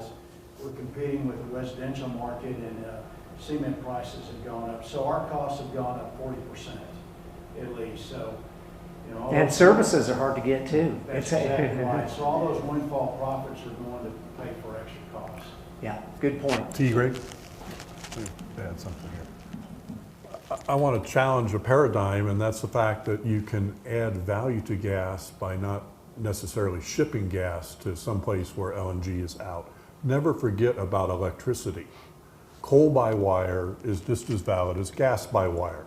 What's interesting is that we don't have any natural gas-fired power generation in San Juan County, and yet we have a huge looming need for thermal electricity. So my prediction is the fact that grid physics eventually will prevail over green agenda. And people say, where is my lights? The ability to build combined cycle combustion turbines or reciprocating engines is a very valid strategy, and we already have the gas capacity existing for that. Now, obviously you get more gas and maybe cheaper local pricing and all of that, but we have to, as a community, think about value adding to the economy, or to the commodity, not just the commodity going to market. Good point. Thank you. Dr. Vaughn, you've got a mic. Go ahead. You know, I think if we overlook something, we come to these meetings with preparations.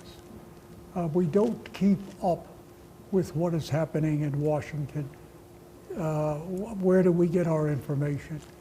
I see out in the audience a disbelief when I say a rollback of climate change.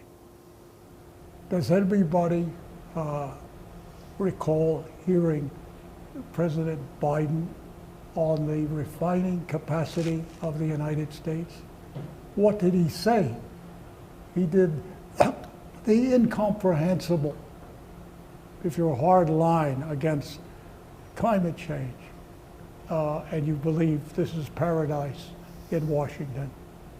He has said, not only do we need more refineries, we need to pay refiners through the Defense Production Act, which is heresy to the environmental movement. We need, to me, I have a letter that's going to a delegation in North Carolina on behalf of New Mexico to reopen our refinery here with Defense Production Act money. If Biden wants new capacity in refining oil, we have a refinery that was shut down here. This is the advantage we can take now in terms of a psychology of rollback. And one thing about hydrogen, I'll just say, does the hydrogen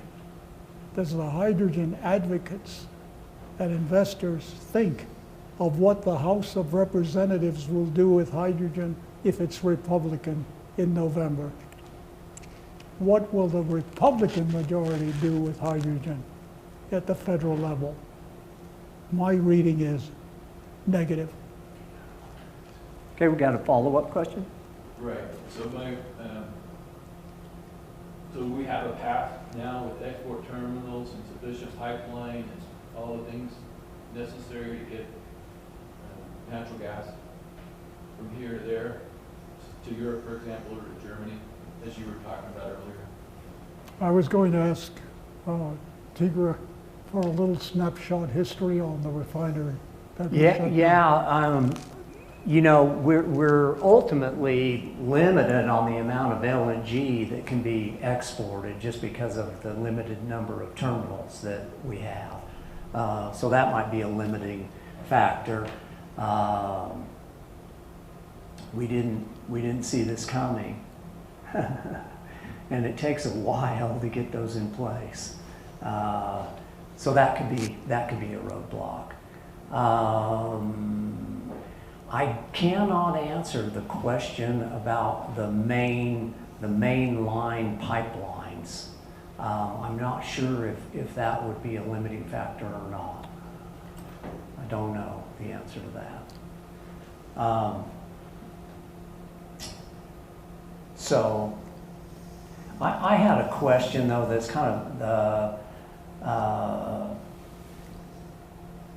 for Dr. Fine, you know, we've seen the price of oil and natural gas go up significantly since this conflict arose with Ukraine and Russia. And the United States and the rest of the world is imposing sanctions on Russia for what they're doing and shunning the oil and natural gas that's coming out of Russia. Let's say, and so now we've got $110 oil and almost $7 gas. Let's say that within the next 60 days, we follow Henry Kissinger's advice and use diplomacy to try to settle the conflict.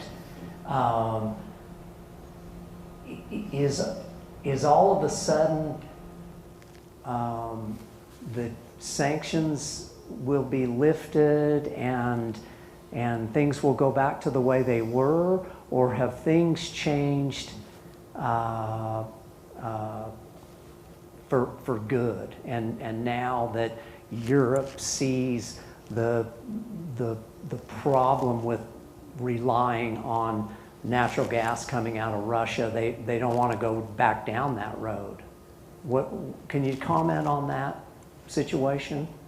The negotiations with Vietnam are an example. It'll be a long process with Ukraine and Russia. In other words, it's not Monday morning suddenly oil and other commodities would be affected by the resolution. Initially, I expect oil to go to $85, $80 in that range, even with the beginning only of negotiations. I do expect that, but then the protracted negotiations, what they are, will probably freeze it at the 80, 90 range with different events moving it higher again. Ukraine is going to be asked to do what Iran was asked in the treaty. Iran was asked nothing nuclear for 15 years. Russia is about to ask if there is negotiation, no NATO for you for 15 or 20 years. What about natural gas? Do you have any thoughts on it and what might happen with the situation surrounding natural gas if this conflict is resolved? Well, the Germans will not respond to commodity markets. They're going to build on the Baltic the regasification facilities for gas, at least 2, maybe 3. And Nord Stream, which is pipe from Russia, has stopped and will not resume as far as I can see with the Germans once they make this decision. So Germany won't be purchasing natural gas from Russia? No, this assumes we're talking about the end of export of gas from Russia. Russian gas, maybe oil, but more gas would be restricted. And the pipelines remain closed to Germany. So what does Germany do without Russian gas? It buys. It has to go to the world market. And this is the outlook I have. High oil prices, because you need oil, basically oil consumption to generate gas, associated gas, and so on. 5 years of high prices. And then the other thing I see is this, that representatives who have gas here, the producers of gas, would join with the Permian in sort of friendship associations about what would transpire with a new relationship, San Juan gas to Germany. What does that mean to everybody.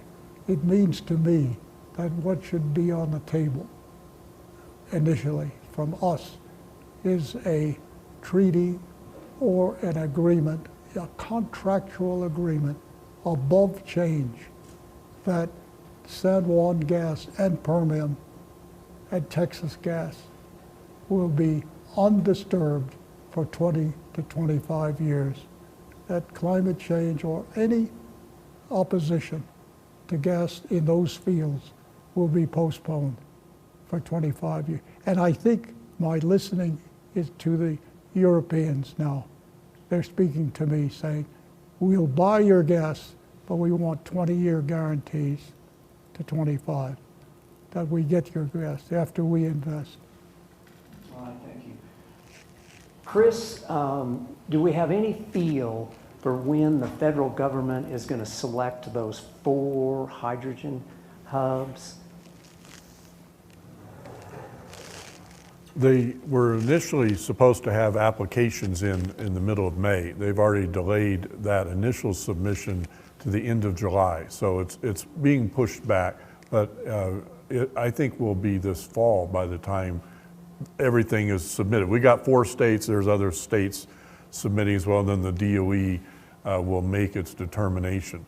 Obviously, as Dr. Fines pointed out, and we all know, there's an election along the way as well, but the dollars are appropriated, and the executive branch runs, in theory, the DOE. So I would say by the end of the year, for sure, and I think New Mexico has a very good shot at it. That's one state, one group. The other group that's definitely in the money is Senator Manchin, the West Virginia, Ohio, Pennsylvania collective has got a lot going on for it as well. So there's going to be 4 hubs selected. Each hub is going to get about $2 billion. And so we're part of a 4-state hub, New Mexico, Colorado, Utah, and Wyoming. And we would share that $2 billion, which would be a heck of a shot in the arm. John, you guys are building Biotech modular hydrogen units. When can we expect the first Biotech unit to be set and in use? I'm not sure exactly the plans for Biotech, but we're manufacturing the unit, so sometime this year we'll start seeing those rolling out. So it's exciting. Yes. Janice? Yeah. Hi. Mr. Byrom, so you talked about being in growth mode and conserving and creating jobs for the hydrogen production of alternative energy, and I was wondering if this translates into economic growth for the region as far as the workforce goes, and are you finding already an available workforce here in San Juan County to fill the new jobs or to fill the needs that PESCO has with the new production and alternative energies? And also, just what kinds of jobs are, you mentioned engineering and design and field service workers. Are there other jobs, or are there other gaps? Are there any gaps in the workforce, or are you finding already available workforce here now? We are in growth mode. Really, it would be easy for us to see that we'd like to add upwards of another 100 employees. So back to the economic development hat, when you have a base industrial job, as far as economic development goes, there's usually another job in the community that's created to support that, whether that's a restaurant worker or somebody at a bank. So if we add 100 jobs, then there's another 100 jobs being added out there in the community as well. And then all of that goes along with the other economic activity that tags along. Increased taxes going to the county that spurs more money for the projects that we have here, that we need new roads, bridges, whatever. So that all goes along. The ready workforce, I would say, is becoming more challenging. I don't know if part of it is because we still have, I think, the highest unemployment rate in the state, which has one of the highest unemployment rates in the country. So you would think that we would have a lot of folks available, so we do, but it's interesting. We identify folks that will put an application into our website. We'll try to call them, you know, out of 10 people, maybe you actually get a hold of 6 of them. You set them up for interviews, and 3 of them will actually show up for the interviews.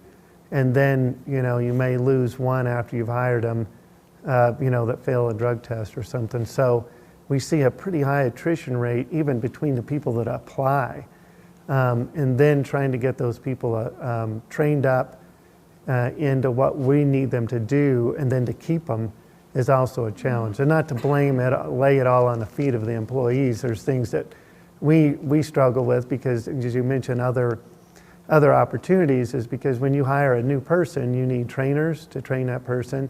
You need leadership and supervision to provide you know, a supportive environment for a new person. If they don't feel like they're being supported, then they may not stay. So that's other things that we need to work on. But then just the whole back office to support. If we add, you know, let's say we add another 70 workers, guys and ladies that are manufacturing, then you need the supervision, you need training, we need IT to support that, you know, more computers, you need more people in the accounting group, more people in HR. So it means a stack kind of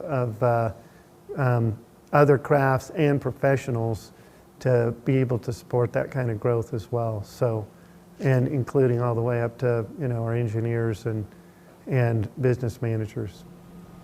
So. Let me add one other thought. We hear from a lot of Foresight members exactly what John described. And one of the things that many members are saying relates to our unemployment system and this application test. In order to maintain unemployment benefits, you have to prove that you've made application. And whether it's PESCO or other companies that I hear from regularly, that test is being met and satisfied for the state by presenting, here's my submission. But there is very little accountability, at least to our members' perspectives of follow through to say, well, yeah, application is one thing. Did you show up for an interview? That's not the test. And Representative Strickler probably has a lot more color to add on that. But we have generous benefits, very easy threshold to continue to keep benefits. And good workers, we've got a lot of good workers, but don't lose track of the fact we lost a lot of good workers with the Permian. And those of you that have been involved in staffing, Shelley, for example, you saw lots of people move out of San Juan County to Bakken or Midland or other places. So the kind of workers that John would be working for are fewer in supply than they used to be as well. Bruce? Yeah, I think I can talk a lot about it. John, you talk about these 4 hubs. How many just for an example, if we got one of these hubs in the Four Corners area, how many biotech units would be utilized in that hub, and how would they be distributed? Would you put one in the Hickoryas or 10 in the Hickoryas? Would you put 5 or 6 in the Navajos? Would you put the Isleta Pueblos down in the Rio Grande Valley, where there's lots of Indian pueblos up and down the Rio Grande Valley? Would you put one in each of those pueblos? Is that, I don't know what the footprint of each of these are. They're probably pretty small footprint, but each of those pueblos would love to have their own. How do you see that next? Yeah, that's a good question. And I think the word hydrogen hub is being thrown around so much because you know, what Chris talked about was this federal program to create hydrogen research hubs and hydrogen industry development hubs. But as far as the biotech units, really it's going to be a case of, excuse me, of finding where that demand is. So right now, if you look out, the people that need hydrogen at the moment for the most part, a lot of it goes into petrochemicals and refining, because refining, the hydrogen goes into the refining area to help with the cracking of the oil and working on creating gasoline and other products. So for the hydrogen production units that we're building that would be from Biotech, it's going to be more of a case of finding who needs the hydrogen. And so like I mentioned, like the ports in California, where they're trying to go green, eliminate CO2 emissions, but they're also just trying to reduce their pollutants, right? And so that's why they like the idea of hydrogen fueled industrial equipment, whether it be trucks or the big giant forklifts or other machinery. Caterpillar's looking at this, other big companies are looking at ways that they can get away from diesel and go to some other way to fuel things. The other thing that we have going on is in Albuquerque, there's a company, another startup, that's working on hydrogen fuel-celled aircraft engines. So that is another case where the batteries are too heavy. If you want to not have that, we want to deliver energy that's reasonably light to a vehicle that can take off and fly and have decent range, hydrogen is a way that you can deliver that energy and not have CO2 emissions coming off of that. So it's going to be areas where these hubs are going to be created where they would need it, or if there's an angle for electrical generation where they could use that hydrogen for, maybe here or on the tribal areas where they want to generate electricity and capture the CO2, that would be another opportunity for these hydrogen hubs. What's the So, size of your the units in Biotech, the footprint? So the footprint is that they're talking about would be probably an acre to 2 acres. It'll be a decent size facility where you would have the unit that would generate the hydrogen and then storage capacity and then, refueling capacity. So I think Chris wants to. Let me just add, Bruce, it's not just Biotech machines. The hydrogen hub projects in New Mexico that I'm aware of are about 5, and Biotech machines are just a small share of them. And the thing we're looking at San Juan County, the thing at San Juan County is 1 Biotech unit and a 5-acre footprint with use for both transportation and for power generation. Okay. T. Okay. Any, yes.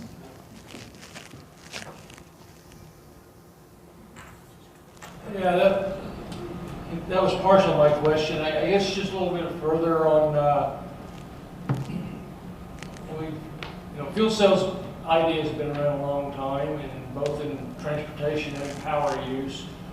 And I guess economics has kept it from ever becoming a reality. But is it competing on the power side? Is it competing against all these ideas of big battery storage units? Is it a possible, because I guess we're looking for that window where power cannot be renewable, wind or solar or whatever, of filling the gap. Is hydrogen part of the solution, or is it in competition with battery storage? Or you're all a little closer than some of us to it. Where do you see on that side of things, on the power generation side? Yeah, so using hydrogen is another means to store energy so that we can pull it out when the sun's not shining and the wind's not blowing. There is a project that just recently got Department of Energy funding out of Salt Lake, where they are going to be using their salt domes to store hydrogen that would be generated there. I think they're using steam methane reforming, hydrogen generation, as well as electrolysis, I think. And then with that hydrogen that they're generating, they would inject it into an underground salt dome or storage facility, and then be able to pull the hydrogen out to generate electricity when they need it. So it would be the same underground salt dome technology that we've been using along the Gulf Coast and other areas to store, our U.S. petroleum reserve is stored largely in underground salt domes, but as well as all the petrochemical storage that they have along the Gulf Coast. I used to work in one of those facilities. So it's nothing, that underground storage is nothing new. Storing hydrogen in it is the new part. Yeah. what's the first look at the efficiency and the economics of that versus battery storage? You know, I think that's going to be interesting. This will be a large test of that alternative, and how does that compare against Elon Musk's, you know, gigaplants and trying to make enough batteries to store the kind of energy that you need to store, and then be able to deliver a high power rate out when you need it. It's one thing to store energy in a battery, it's another thing to pull, you know, a large amount of power out in a short time. So there's a lot of, you know, technological hurdles on the battery side, and so this will be interesting to see what the hydrogen alternative to that looks like. Got to mention where the lithium comes from. Yeah, and all that. Okay. I think that wraps things up. Thank you all for joining us this morning, and have a great day.